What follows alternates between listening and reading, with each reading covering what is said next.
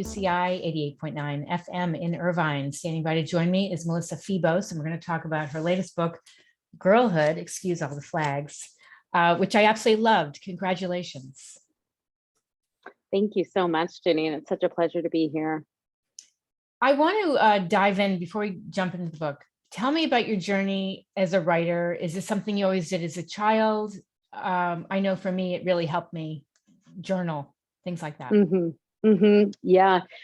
It was like pretty, it's sort of outlandish how early I decided I wanted to be a writer, because as you know, that's not mandatory for writers to have sort of always known. But I think like you, I was a child journaler, and I just had so much inside me that I didn't know how to talk about. And for me, writing felt like a space where I could sort of have a conversation with myself without anyone judging or looking at me. And so by the time I was, I don't know, like 9 or 10, I think I was like, well, this is the only thing I can imagine doing for the rest of my life. And so I guess I'm just a writer. That is amazing. Did you have teachers that encouraged you, or you just did it on your own? I did have teachers that encouraged me. I think I was the sort of student that teachers, well, now I'm a teacher, so I know I was the sort of student that teachers get excited about, because I liked reading and I liked school. At least as a younger kid, I liked school. Yeah. And but I don't think there really weren't any instrumental teachers. I was a weirdly self-disciplined, self-driven kid, where I was just like, I was always reading a ton of stuff outside of school. I was always writing little stories that were like sort of borrowing the voices of the books I was reading. I got accused of plagiarism multiple times in like elementary school. Did you? Yeah. That's so funny, right? Because I was reading like Anne Rice, Interview with the Vampire, when everyone else was reading, The Babysitter's Club. Yeah. And so I was writing these like kind of intense short stories that were basically like fan fiction. But my teachers were like, did this come from you? Maybe not. Yeah. I wasn't actually a reader the way you are, but I did have a creative writing teacher that said there are no wrong answers when it comes to writing, which was like a safe space. I felt like she was one of the rare teachers that you could feel comfortable being you.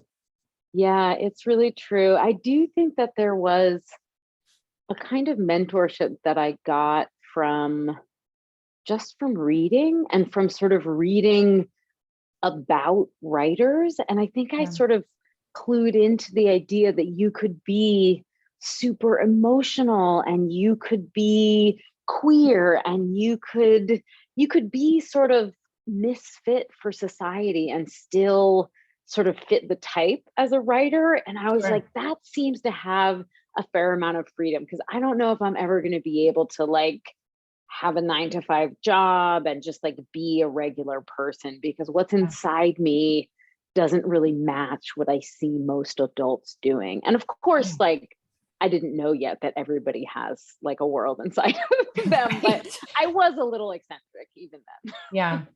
It feels like in reading this book, Girlhood, that also you were so independent that you didn't have this childhood. Yeah. Yeah. It's, I was always in a big hurry. And I think part of that was just being this very sensitive, very absorbent, perceptive child. Because I looked at the adults in my life and I thought, and I should say as an aside, like my parents are great. I had a very like loving, supportive upbringing, but I just looked at them and at my parents' friends and my teachers, and I thought, these people don't really know what's going on.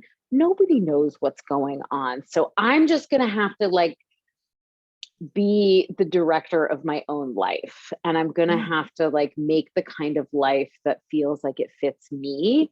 And kind of act as my own higher power in a way. And so I was in a hurry to be a grown-up so that I could like make my own decisions. And I really sort of sped out of childhood which I think for like all kids, but it felt so vulnerable and powerless to me in many ways. And I think particularly being a girl, I was like, I don't like this. I want to be Yeah. able to like read what I want to read, hang out with who I want to hang out with, Right. and sort of have control over my body and my life. And Yeah. the downside of that is that I did sort of speed through a lot of my childhood, which had consequences. Sure. Well, and a lot of it wasn't in your control. I mean, you talk about this grown man coming on to you and Mhm. you're frozen. You don't know what to say. You're not equipped. No one ever tells you Mhm. what to Or they do. do, right? Or like they tell you, but in this kind of abstract way, like, say no to strangers and respect your body. But like, Yeah. what 11-year old knows what it means, like in lived experience, to respect your body? Like, we sort of learn how to do that from Yeah. watching how other people treat us, and Yes. Yes. getting treated like a sexual object at when I was still a kid was super disorienting. Yeah. So how did you, I mean, here your body's developing, you're getting all this attention, unwanted attention, you're labeled as a slut. Hmm. How did you stay in a place of, taking care of yourself mentally? Yeah. Well, I mean, there's a different answer for that as a kid than there is now.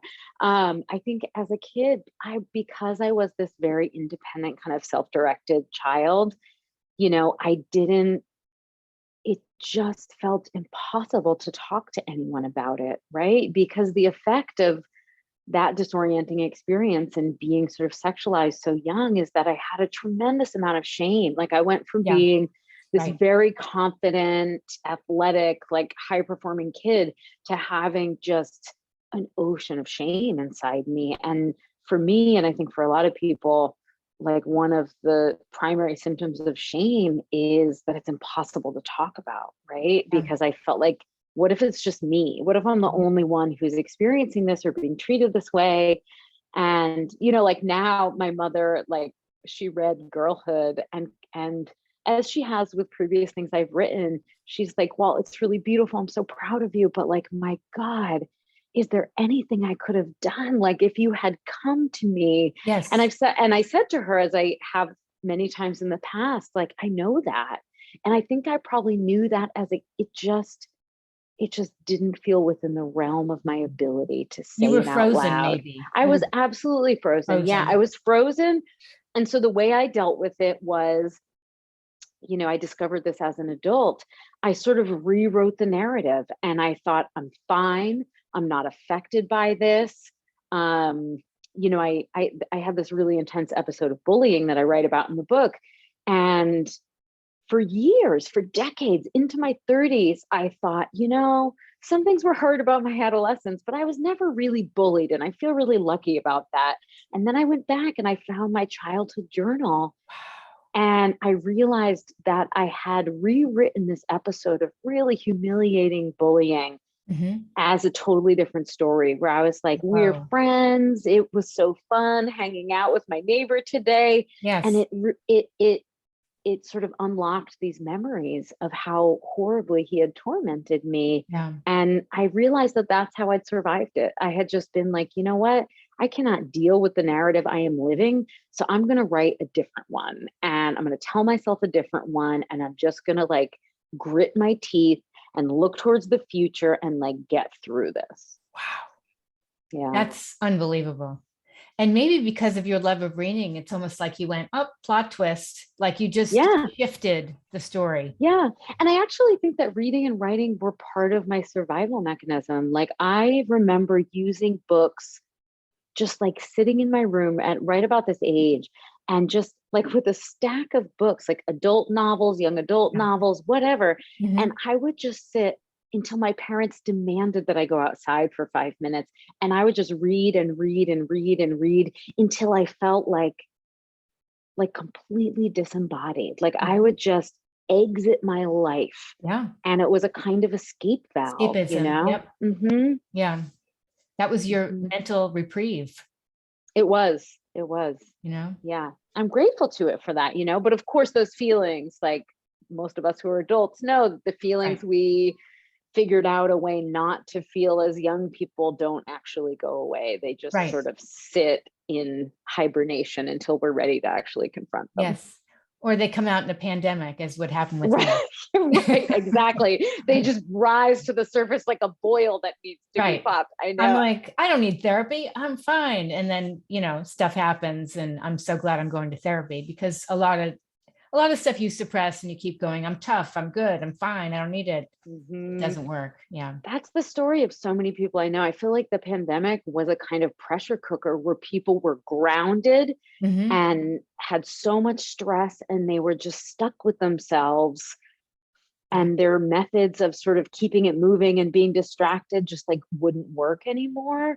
And I know so many people that got into therapy for the first time during the pandemic. And like, it's hard to say it's an upside, but in a way it is, because now they have more tools, and a I'd little say bit more so. comfort. Yeah.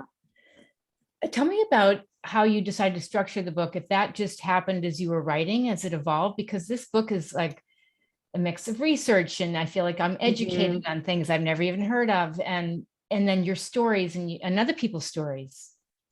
Yeah. Oh gosh, I wish that it just unfolded as I wrote it. But no, it's like it unfolds the way I write it, and then I like spent a whole year pulling my hair out, being like, how does this all fit together? Part of the reason that I think it's a book of essays is because each sort of set of questions or problems that I was sort of tangling with really sort of necessitated a particular structure for that set of concerns. And so it was really a mercy and a gift to be able to sort of look at them independently and figure out the structure. But the downside of that is that I have to sort of reinvent the process with each essay. Yeah. Sorry, my neighbor is weed whacking outside. I don't hear it. You don't hear it? Okay, good. Just check. Yeah. So, with each one, I sort of started with a personal narrative, and because that's the primary source. Like, I sort of know the outline of what happened. So I would start telling the story. And then as I'm doing that, I start reading other books and articles. And sometimes I wanted to have conversations with other people and conduct interviews. And I start pulling other things in. And the first draft for me is usually this big, unwieldy, rambling thing that I then have to like take a few weeks break from and come back like with a knife in hand and like really figure out the progression that's going to sort of lead the reader through in a way that feels enjoyable, and also sort of, provides a guide through my own thinking so that they can arrive where I arrived by the end of it. And then when I had all of the essays, I was like, okay, how do I fit this puzzle together so that it represents like the emotional and intellectual journey that I've been on while I was writing it? And I shuffled it and reshuffled it so many ways. And I had my wife and my editor read it, and everybody had to weigh in. And, it is really satisfying when it does click into place, but it is not on the first try for me ever. Oh, no. Yeah. It reminds me of like doing qualitative research, and you go out with one premise and all of a sudden these themes pop up and you're like, well, I have to go down that path. And then someone else throws something in and you're like, oh man, I didn't think of that. And everybody else is like agreeing with that thing that popped up. Yeah, that's right. That's right. Go ahead. Yeah, I was just going to say how there's like a very familiar feeling for me where by the way, you froze, but I can hear you. Yeah, I can see that. I'm just going to turn my video off and then turn it back off. That usually does it. Yeah, there we go. Good.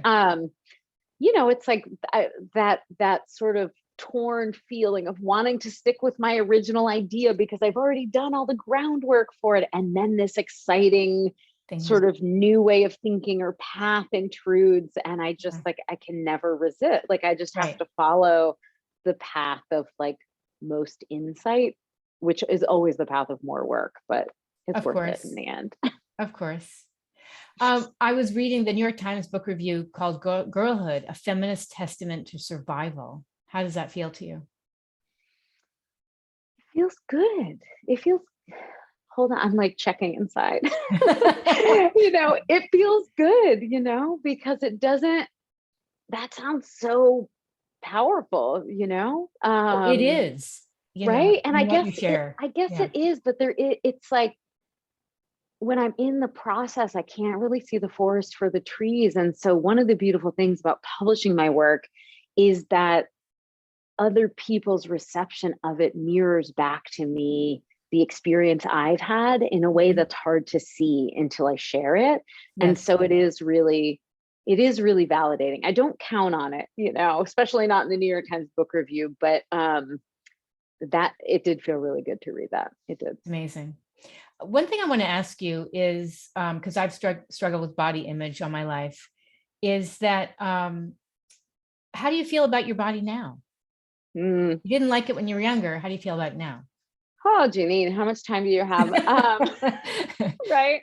I mean, you know, I feel at once more at home and more loving towards my body than I ever have in my whole life. Mhm. And I also have like a really deep recognition that it is a life's work to Yeah, continue that process, right? Where right.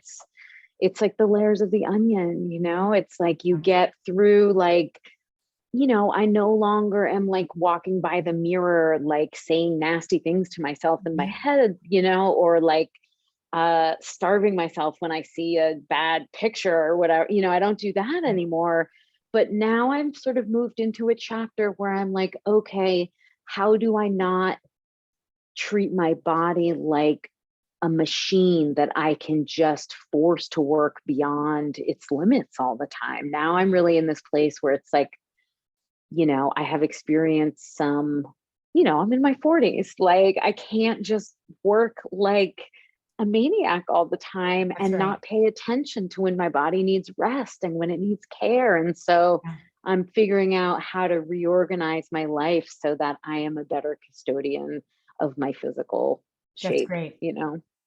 We had talked before we started, and I was saying to you how your book is so raw and real. And as a writer, I don't think I could be as bold and brave as you, but I think it's amazing that you did that. I mean, especially you said your mom read your book. So were you always this open, or has this been a process of being this open with the reader?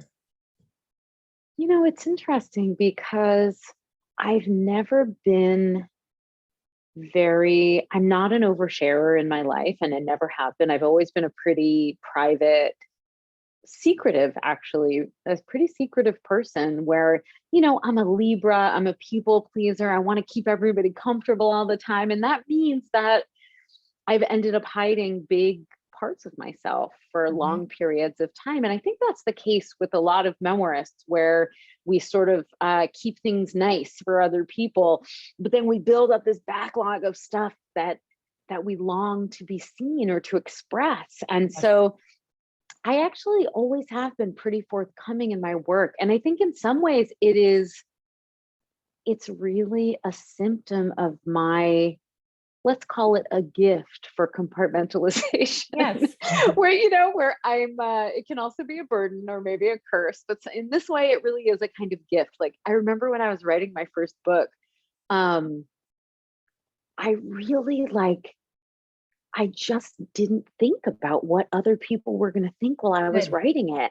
Yeah. It was like I was engaged in this ambitious puzzle, and I was so involved in how important it felt to name these experiences. And it wasn't until like I sent it to my first agent, and he was like, "So I want you to take a week before we send this out to publishers and really think about if you want this in the world Was because this Whip Smart? yeah, this was Whip Smart. He was like, Okay. it's a great book, but like you won't be able to take this stuff back.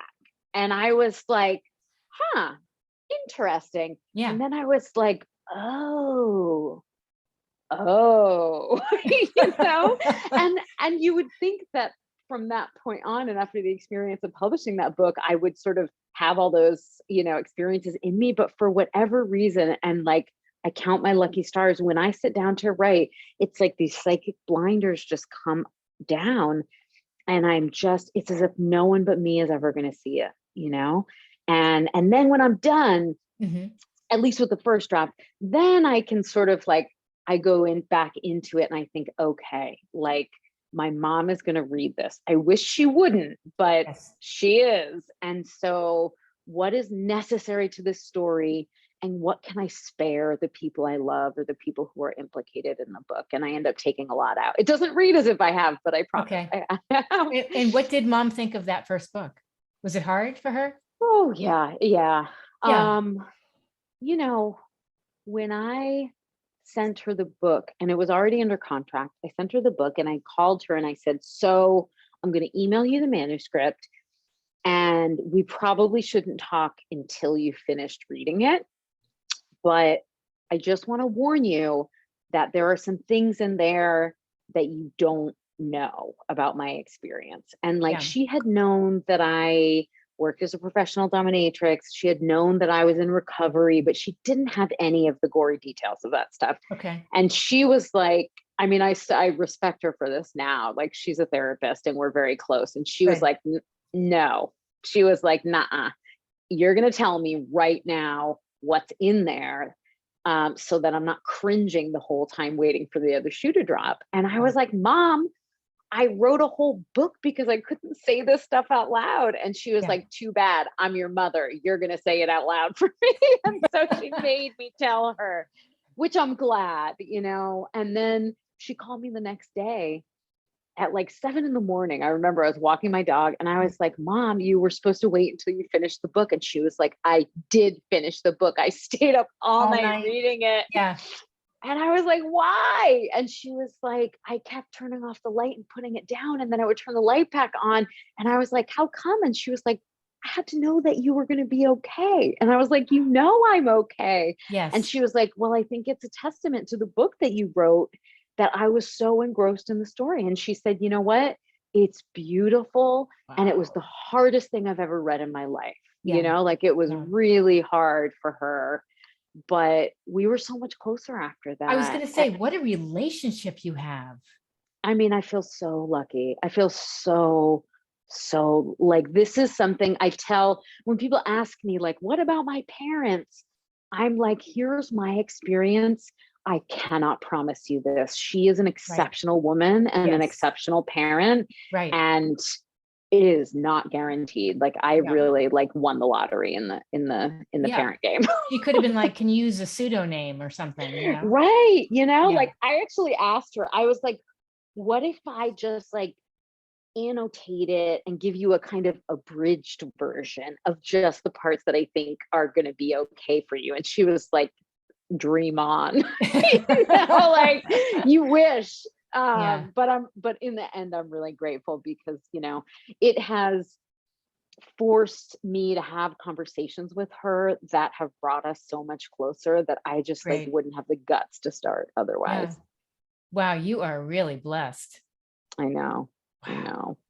Now you, by the way, I think I read about you first in Poets and Writers. Mm-hmm. And you were in New York. Is that where you spent most of your time? Yep. And now you're in Iowa? Now I'm in Iowa. Yeah, I lived in New York for 21 years, my whole adult life, basically. And I moved to Iowa in the pandemic in July of 2020.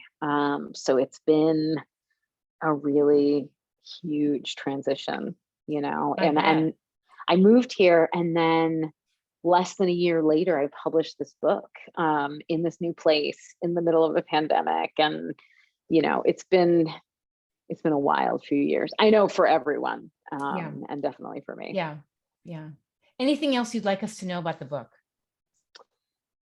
Oh, I don't know. I guess I just wanted, there was a way, even though I had sort of talked to some extent about my adolescence and my body shame and all of that stuff. And I've actually been in therapy since I was a teenager, but there was still this really deep level in which I felt alone in the persistent experience of sort of having this fraught relationship to my body and my sexuality. And writing the book connected me with so many women who felt similarly, that it felt like it expanded my community to like thousands of people I'll never meet, you know, and it just, I could never have foreseen how much it would sort of cure me of that feeling of aloneness. And so I just, at this, you know, like a year from publishing the hardcover, I feel so grateful to all of the women who read the book and people like you who reached out and I've been able to have conversations with, and it's just absolutely changed my life. It's So amazing. It feels like it's a book that's very healing in a sense, and it encapsulates, you know, a time in your life that was painful, but also it allows us to learn from that. Yeah. I'm so glad. I'm so glad. That's definitely been my experience. Where can people find out more about you? On my website, melissafebos.com, and I'm on Instagram and Twitter at Melissa Febos. Fantastic. And do you do any virtual workshops if people wanted to? I do. Yeah. I frequently, not much during the school year because I teach full-time in an MFA program. Okay. But I frequently teach summer workshops, and sometimes I do one-off online workshops, and I'm like pretty good about updating my website with those. Okay, good. All right. Well, thank you. I really enjoyed this. Congratulations. I really loved your book. Oh, thank you so much, Janeane. It's been such a pleasure talking with you.